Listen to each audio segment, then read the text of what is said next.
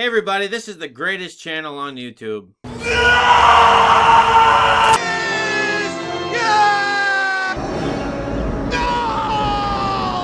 Yes! Yes! Yes! We're gonna take a look at those kinds of shots you just saw. They're called reaction shots. What are they? How are they used? What do they mean? Let's take a look at them carefully, coming up next.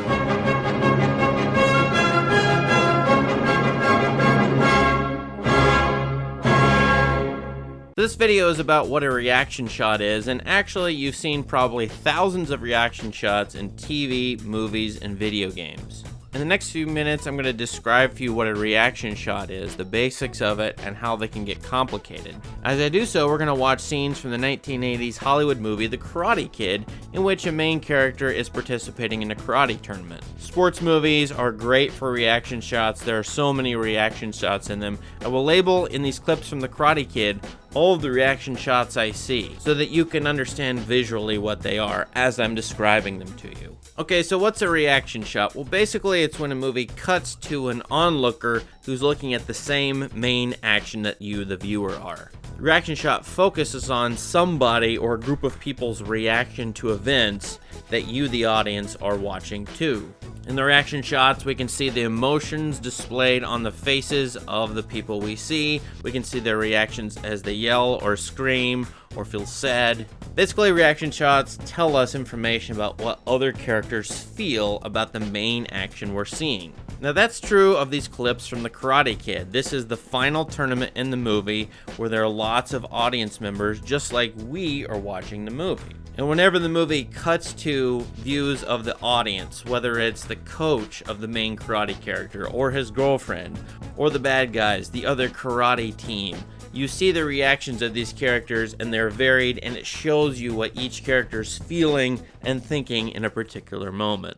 Now, as it turns out, most reaction shots are actually unnecessary in terms of forwarding the story, advancing the plot. These whole scenes from The Karate Kid, you could probably do well without most, if not all, of the reaction shots because they're not showing you the main action that is forwarding the plot.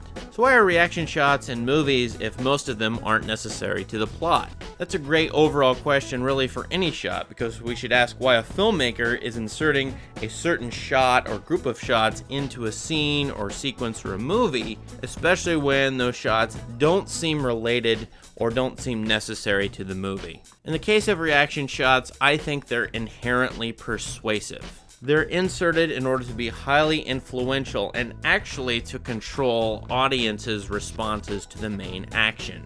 Let me describe it to you this way. In a great book called Influence by Robert Cialdini. Cialdini is a psychologist and has been researching how persuasion works and why people do what they do for decades. And in this meaningful book, which isn't about movies but actually applies to movies, he tells us that there are 6 major ways that people are persuaded to act, and really to act without thinking.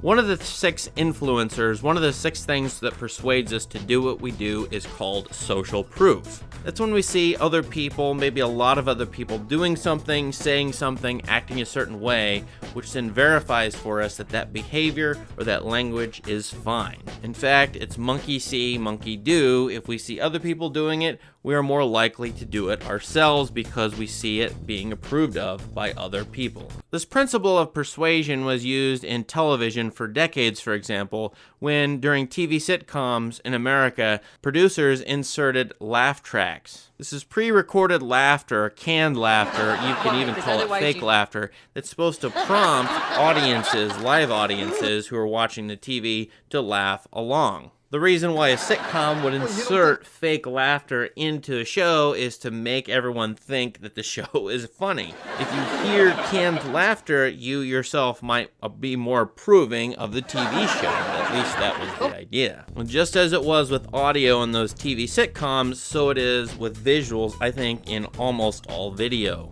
These reaction shots, when you see someone screaming or yelling or cheering or being sad, you're supposed to react or feel like you can react just like they do. A lot of reaction shots show you the emotions or the reactions that you should have yourself. In that sense, reaction shots are inserted to actually control how an audience feels about what they're witnessing in terms of the main action.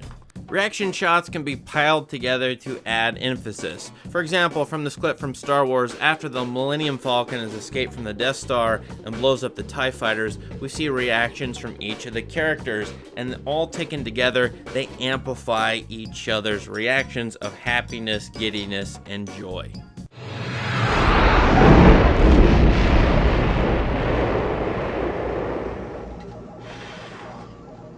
That's it! We did it! We did it! Help! I think I'm melting. This is all your fault. Now here's another example from the sports movie Hoosiers, a basketball movie. In this scene, one of the players fouls out and cannot continue playing in the game. The coach, however, does not allow a substitute to come in his place. This means that the team is playing basketball with only 4 of its players instead of the usual 5. This is a highly unusual event. It never happens. And we see several reaction shots to the coach and what he does, including reaction shots of the coach himself. This particular scene gives us a flavor of how different people or groups of people respond to the coach. We know where each group is at and how they relate to the coach given their reaction shots, and you can see how different each of the shots is for each of the different groups or characters.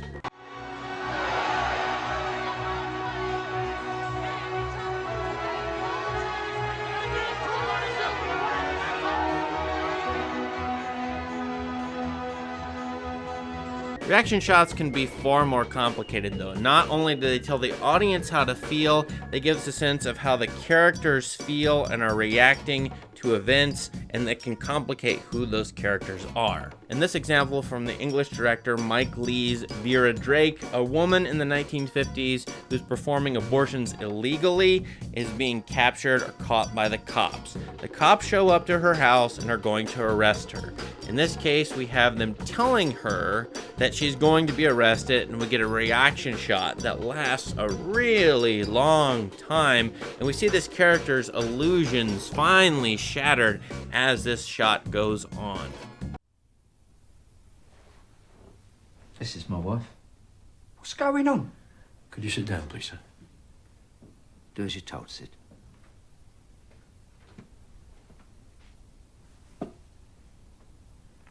May I speak to you in private, please, Mrs. Drake?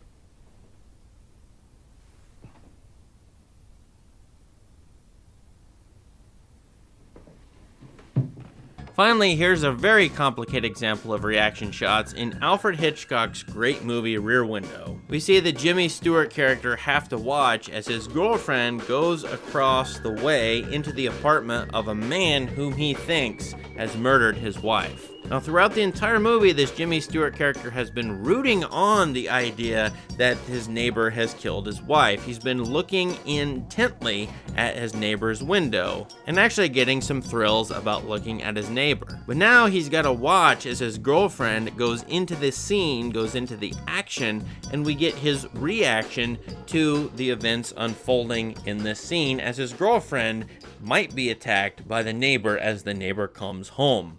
This character is getting his comeuppance. The reaction shots here tell us that we too should feel terror and horror at the fact that Lisa is under threat across the way. But these reaction shots also have us focus on the main character and his peeping Tom nature, his viewing of other people without being seen. And so what these reaction shots do in Rear Window is help complicate the character's desire to watch his neighbors.